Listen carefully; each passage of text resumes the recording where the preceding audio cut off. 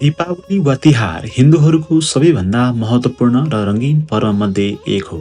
यो पर्वलाई उज्यालोको पर्व पनि भनिन्छ। यस पर्वलाई मनाउने मुख्य कारण रामायणसँग जोडिएको छ।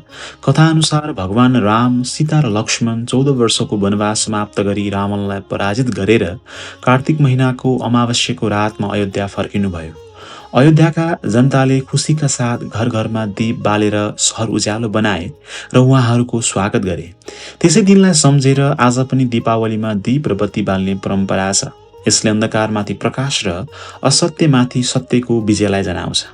दीपावलीको अर्को महत्त्वपूर्ण कथा समुद्र मन्थनसँग सम्बन्धित छ। पुराण अनुसार देवता र असुरहरूले अमृत प्राप्त गर्न समुद्र मन्थन गरेका थिए। मन्थन गर्दा अनेक अमूल्य वस्तुहरू निस्के र अन्ततः समुद्रबाट धन र समृद्धिकी देवी माता लक्ष्मी प्रकट हुनुभयो।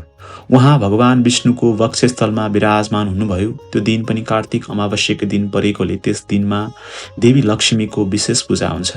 मानिसहरूले आफ्नो घर आँगन सफा सुग्घर गरेर फूल र दीपले सजाउँछन्, किनकि विश्वास गरिन्छ माता लक्ष्मी सफा र उज्यालो ठाउँमा वास गर्नुहुन्छ।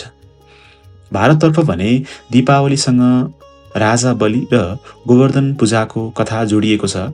कथा अनुसार राजा बलि दानी र धार्मिक थिए, तर देवताहरूलाई आफ्नो वशमा लिन थाले। भगवान विष्णुले ब्राह्मण अवतार लिएर राजा बलिसँग 3 पाइला भूमि माग्नुभयो र 2 पाइला चालेर 3 लोक ढाक्नुभयो। तेस्रो पाइला राजा बलिले आफ्नो टाउकोमा राख्न दिएर पाताल लोकमा गए। यस दिनलाई सम्झेर बलि प्रतिपदा अर्थात् शुक्ल पक्ष वा कृष्ण पक्षको पहिलो दिन मनाइन्छ। नेपालमा भने यो दिन गोवर्धन पूजा गरिन्छ। गोवर्धन पूजा कथा भगवान श्रीकृष्णसँग सम्बन्धित छ।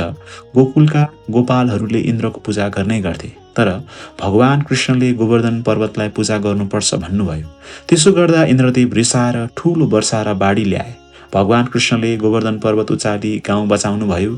त्यसैले यो दिन गोवर्धन र प्रकृतिको पूजा गरिन्छ।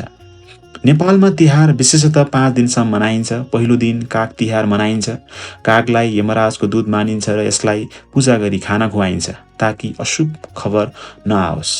दोस्रो दिन कुकुर तिहार मनाइन्छ, जहाँ कुकुरलाई धर्मराज यमको सहायक मानी माला र टीका लगाएर पूजा गरिन्छ। तेस्रो दिन लक्ष्मी पूजा मनाइन्छ।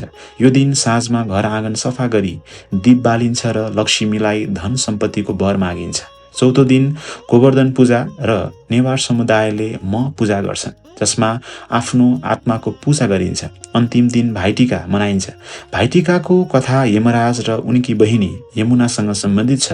कथा अनुसार यमराज लामो समयसम्म बहिनीलाई भेट्न जान सकेन।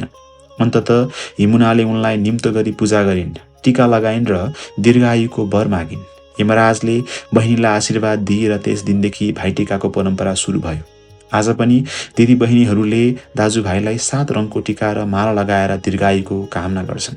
यसरी दीपावली वा तिहार उज्यालो, खुसी र सद्भाव फैलाउने पर्व हो। यसका सबै कथाहरूले अन्धकारमाथि प्रकाश, असत्यमाथि सत्य, गरिबीमाथि समृद्धि र मृत्युमाथि जीवनको विजयलाई जनाउँछ। यस पर्वले परिवार, समाज र प्रकृतिसँग मेलमिलापमा बाँच्न र सहकार्यमा जीवन बिताउन सन्देश दिन्छ।